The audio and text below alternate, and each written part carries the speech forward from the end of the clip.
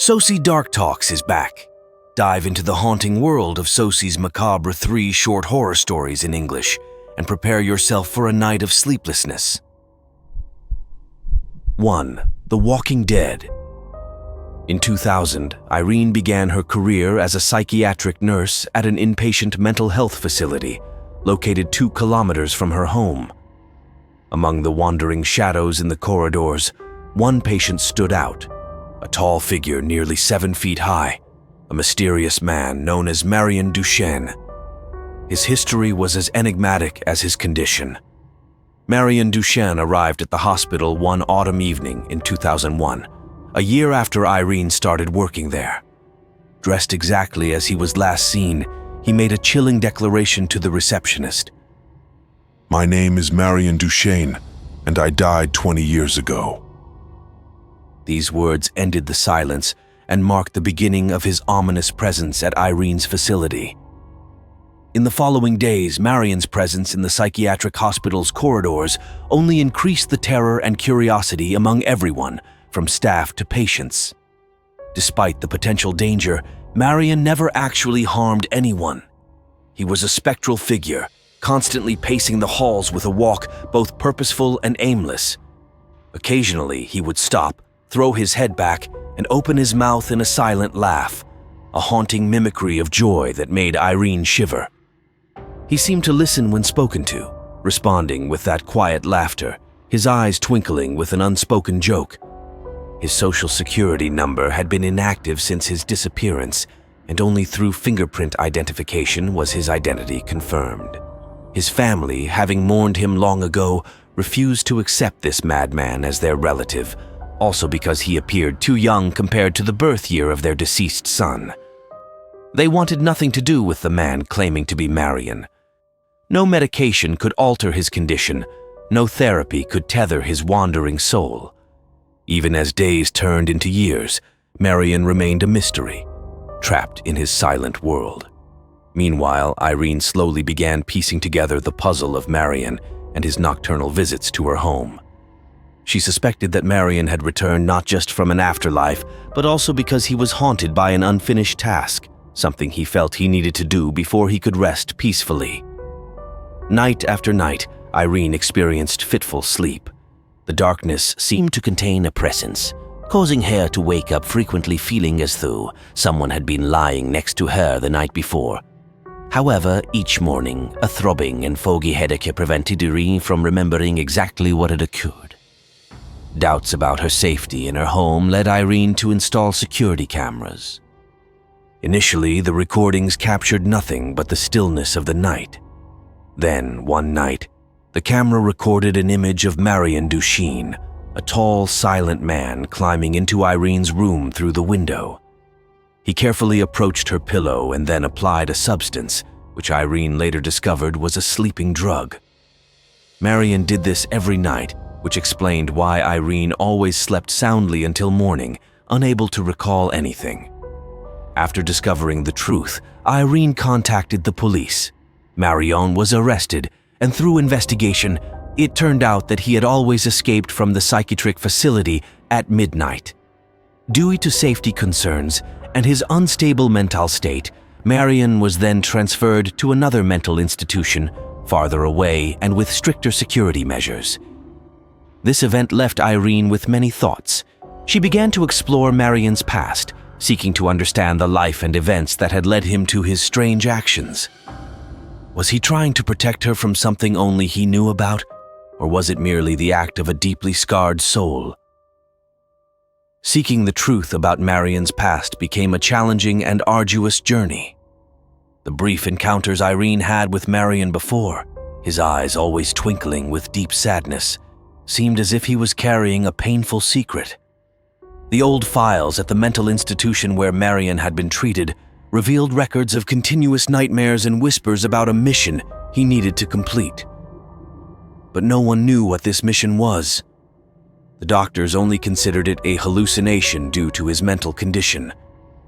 While delving deeper into Marion's records, Irene also discovered that he had once had a close friend from his military days who had disappeared at the same time as him and had never been found. Perhaps Marion's return was not only to complete a mission, but also to seek this lost friend. Could it be that this friend had fallen into some kind of danger, and Marion felt he needed to protect her from something similar? The more she investigated, the more Irene realized that there were unexplained gaps in Marion's records, including times when he vanished from his room without anyone seeing him.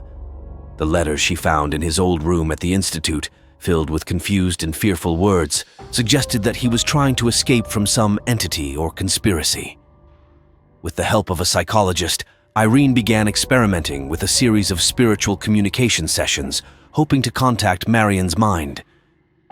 This process opened a door to a spiritual world she had never considered exploring before. In one of these sessions, Marion, in a semi-conscious state, revealed that he had returned to warn and protect her from a dark force that he and his friend had once faced. This revelation only strengthened Irene's resolve to discover the truth. She decided she would not stop until she found the source of this dark force and whether Marion was a victim or a witness to something greater than them. These answers, Irene knew, were not only significant for her, but could potentially explain the strange occurrences in the past. As she continued to explore, an unexpected event occurred. Irene discovered that the close friend who had disappeared with Marion was her father, who she had always thought died in a car accident when she was young. This information was not only a shock, but also a critical piece that explained why Marion appeared and was connected to her family. But why did Marion still look as young as he did 20 years ago? Irene began to suspect that there was a deeper connection between Marion, her father, and the mysterious events surrounding her father's death. Marion might have returned not only to complete a mission, but also to protect her from the dark forces that her father had faced. To better understand this relationship and what had happened, Irene decided to follow the traces of her father, investigating his last activities and his connection to Marion. She hoped that by exploring this, she could unlock a new chapter about her family's past and protect the future from potential dangers. Irene also began to prepare mentally to face the challenges and mysteries this exploration might bring. However, she knew that with the help of old records and spiritual communication sessions with Marion, she could gradually unveil the truth behind the shadows that her father and Marion had once fought against. She reached out to people who had known her father and Marion in the military, hoping they could provide more information about their relationship and any events that might relate to their mysterious disappearance. Her investigation led Irene to the hidden corners of military corporations and secret projects that both her father and Marion might have been involved in. She discovered that they had been part of a research group on supernatural and spiritual phenomena, a high-level military project aimed at exploring and utilizing extraordinary abilities for wartime purposes. Gradually, Irene realized that their disappearance might not have been an accident or a random coincidence. They might have discovered something too important or too dangerous that required them to vanish to protect themselves or prevent a greater threat. Marion's return, perhaps, was to complete this final mission, to warn and protect her, and also to finish the work her father could not. In her efforts to uncover this secret, Irene inadvertently discovered information about a frozen experiment project 20 years ago, an ambitious study aimed at enabling humans to live forever. According to the documents she found, her father and Marion had volunteered as subjects for this project. However, the project encountered severe malfunctions. The freezing system did not work as expected, resulting in the death of the entire experimental group, all except Marion. Somehow, Marion survived but was not entirely unharmed. The freezing process had affected his brain, impairing his ability to control his actions. However, part of his mind, the promise to her father to protect her, remained intact. The more Irene learned, the more she realized that Marion was not an enemy, but a friend, a protector, who had undergone unimaginable pain just to keep a promise to his closest friend, her father. Marion's return, although mysterious and sometimes frightening, was essentially a desperate effort to fulfill the last duty he had promised. This information not only shed light on the strange phenomena Irene had witnessed, but also made her feel a deeper connection to her family's past. Marion was no longer just a ghost, but an integral part of her family history. His presence, once frightening, now made her deeply grateful. He had chosen to return, despite his limitations and pain, to fulfill a promise, to protect her. Knowing Marion's sacrifice, Irene felt it was her duty to help him. She began working with mental health professionals to find the best treatment for his condition, hoping to improve the quality of his life. As doctors continued to treat and explore, she began to document Marion's progress in a detailed diary. This diary was not only a medical record, it became a story about the fight and recovery journey of a man who had been forgotten by the world. Irene hoped that one day, Marion's story could be widely shared so that others might find comfort and strength from his experiences. Over time, Marion was no longer just Irene's patient, but also her friend, her companion on this journey. While unsure of what the future held, she believed they would continue together, exploring all possibilities and facing any challenges, hopeful that each step forward would be a move towards winning the fight against illness and oblivion. Marion had not only helped her understand the resilience of the human spirit, but also the value of each day lived and the power of a promise. 2. Deep darkness. In a remote rural area, Marianne lived with her beloved grandmother in an ancient house scattered among vast fields. Despite her age, Marianne's grandmother was still very strong and determined. She was the beacon that guided Marianne through the darkest days of her life.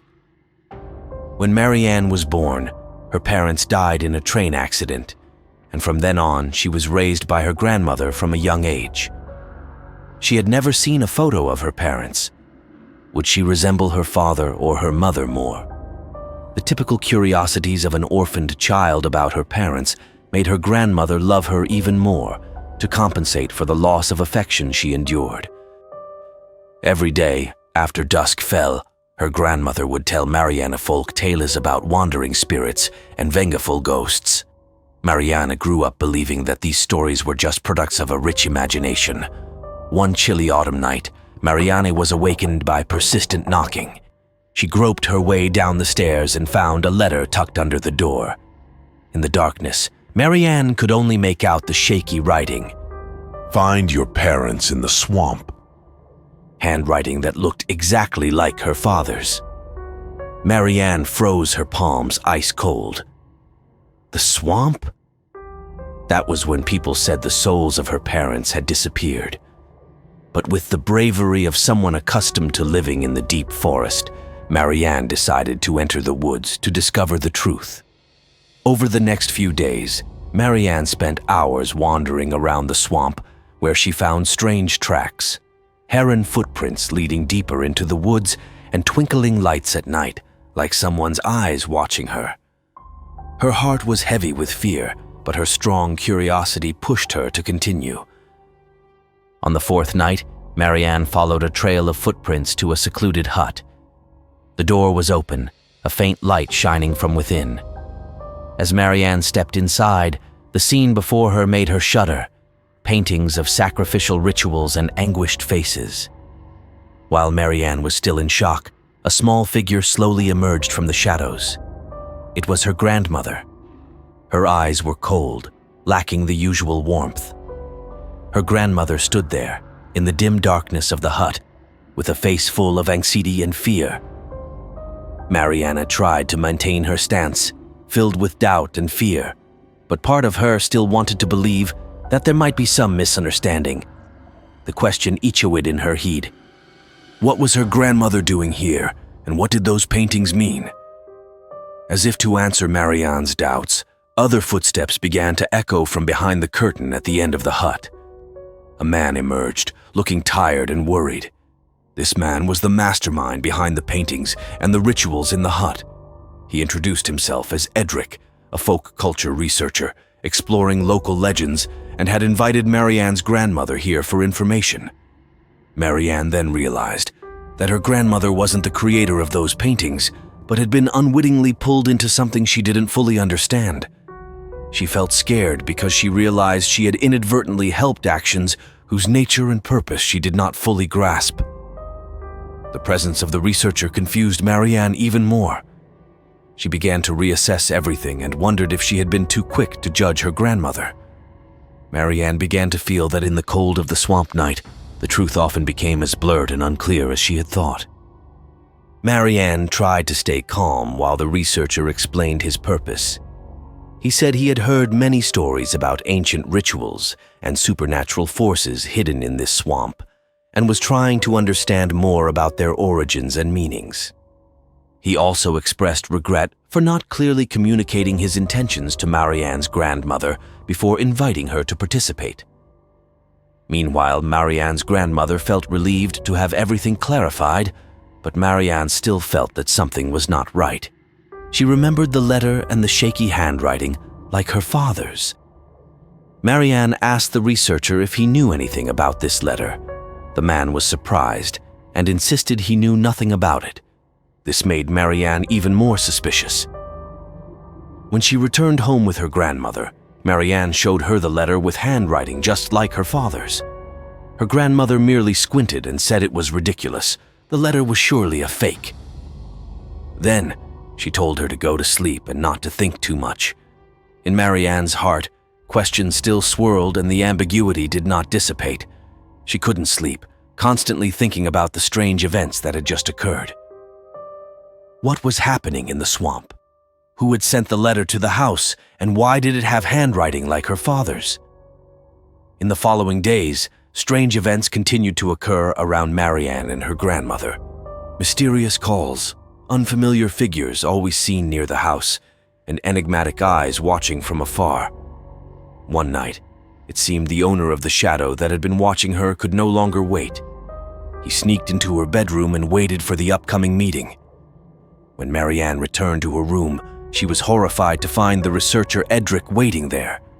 He explained that he wanted Marianne to know the whole truth about her grandmother and the death of her parents. Edric revealed that he had been a colleague of Marianne's father. The grandmother whom Marianne trusted and loved was actually the one who had killed her parents. Marianne collapsed on the spot, tears streaming down her face, pondering the real identity of her grandmother and the purpose behind raising her. However, she still doubted the authenticity of Edric's words, a stranger she had only known for a few days.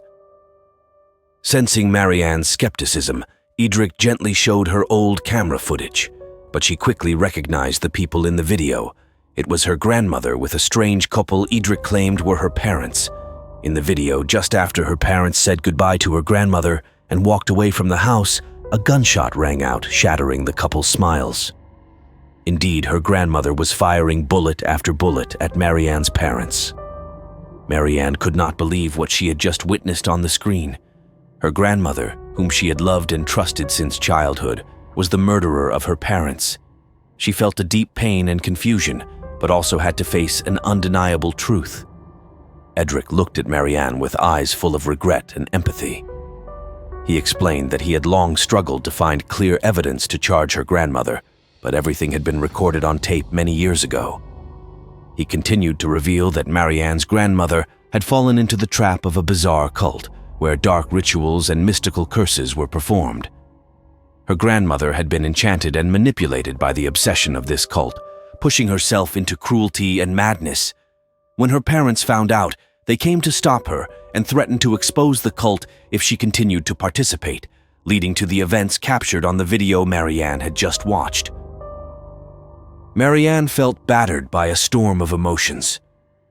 She didn't know what to do or whether she could forgive her grandmother. As she was immersed in this tragedy and contemplation, her grandmother appeared from her room. The moonlight shining through the window highlighted her grandmother's aged face. Standing before her grandmother, Marianne looked into the cold eyes of the woman she once called Grandma. Everything her grandmother confessed to Marianne was like a nightmare come true. She admitted everything from the death of Marianne's parents to feigning love and care. Faced with the truth, Marianne felt overwhelmed by hurt, betrayal, and loss. However, in the darkest moments, Marianne still found familial love in her grandmother's eyes. she was still the woman who had raised her every day with tolerance and protection. Following that thought, she ran to the drawer, found a gun, and pointed it at her grandmother. However, when the gunshot sounded, the person who fell was Edric. She decided to bury all the secrets she knew along with Edric, the only other person who knew about the events besides herself. Realizing her actions, her grandmother stood frozen, mouth agape, knowing Marianne was doing everything to protect herself, the one who had killed her parents. After thoroughly cleaning up the scene and disposing of Edric's body, the two of them packed their belongings and fled to another country. 10 years later, Marianne stood on a boat and scattered her grandmother's ashes into the sea. Before turning back to shore, she said, "I have repaid you for 10 years of upbringing. Now go and atone for what you did to my parents." A tear gently fell onto the water's surface, and Marianne smiled with satisfaction, as if a heavy burden had been lifted from her life. 3. Who are we? In the searing heat of a summer day in 1986, 8-year-old Kaylin Thomas walked hand in hand with her parents onto the beaches of Santa Cruz. While her parents relaxed under the sun, Kaylin was drawn to an old, dilapidated mirror house with scratched paint and a faded sign. She slipped inside, unaware that this was a pivotal moment in her life. Inside, a series of endless reflecting corridors created an enchanting maze. Kaylin wandered alone, captivated by the walls that mirrored her image. However, in a hidden corner, she encountered the reflection of a girl who looked exactly like her, except for one detail: the eyes of her double were lifeless. The horrifying experience ended when Kaylin's parents found her, speechless and with a vacant stare. The psychological scars from that event haunted her for years to come, although no one in her family knew what had happened in that mirror house. Years later, now a mother of 2, Kaylin returned to the beach house with her husband, Gabe Wilson, and their 2 children, Edsel and Jason. One afternoon at the beach, while enjoying a vacation with the Tyler family, Kaylin began to notice strange coincidences, signaling that something was amiss. Jason, while playing, wandered off and saw a bleeding stranger, prompting Kaylin to frantically search for her son.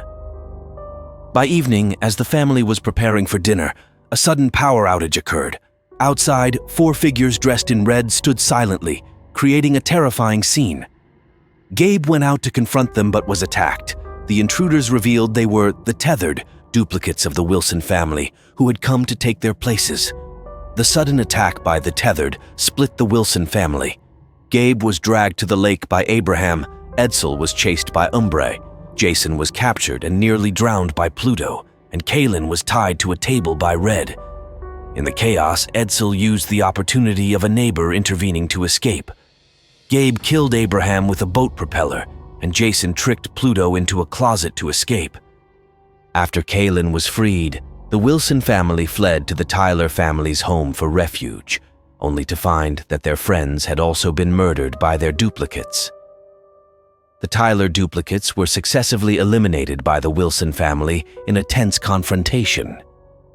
After regaining temporary safety, they turned on the TV and saw news reports stating that millions of the tethered had appeared everywhere, massacring their originals. In the ensuing chaos, Kaylin and her family decided to leave the Tyler home, but discovered that their duplicates had followed them there. In a tense confrontation, 𝐒𝐿 was hit by a car and died in the woods. As the Wilson family continued on their way, they encountered Pluto setting a trap with gasoline and matches to destroy their car. In a decisive moment, Jason used his understanding of Pluto to lower him into the fire he had prepared, leading to Pluto's death. However, just when they thought it was over, Red suddenly appeared and kidnapped Jason. Desperate to save her son, Kaylin chased Red back to the mirror house, where she first met her double. Inside the mirror house, Kaylin discovered a secret tunnel leading underground, filled with feral cats, where Red awaited her. In a tense showdown, Red revealed that the tethered were the product of a government project gone wrong, duplicates created to control those above ground. When the project failed, they were abandoned underground, living unconsciously mimicking the actions of their originals until Red awakened them for revenge. The battle ended with Red's death by 𝐒𝐤𝐴𝐚's hand, freeing Jason from captivity. While in an ambulance, 𝐒𝐤𝐴𝐚 reflected on that fateful night at the Mirror House, where Red had replaced her, living her life above ground while 𝐒𝐤𝐴𝐚's true self was concealed underground. This revelation exposed that the current 𝐒𝐤𝐴𝐚 was actually Red, and the 𝐒𝐤𝐴𝐚 she had killed was the real one who had once lived a life above. The other duplicates, now holding hands, formed a long line across America, a chilling yet poignant sight reflecting their pain and abandonment. As 𝐒𝐤𝐴𝐚 struggled with the harsh truth about herself and her actions, questions about her identity and existence began to arise in her mind. She wondered if her life, her love, and her memories truly belonged to her. She worried about how Gabe and her children would react to the truth. Would they ever see her as a stranger, an invader who had usurped someone else's real life? Finally, 𝐒𝐤𝐴𝐚's secret was kept hidden until the end of her life. The tethered were gradually accepted to live alongside their originals as real human beings. Don't forget to like and subscribe our channel so you won't miss out any creepy tales and scary adventures in the upcoming videos. This is Socy Dark Talks. Stay curious and embrace the darkness.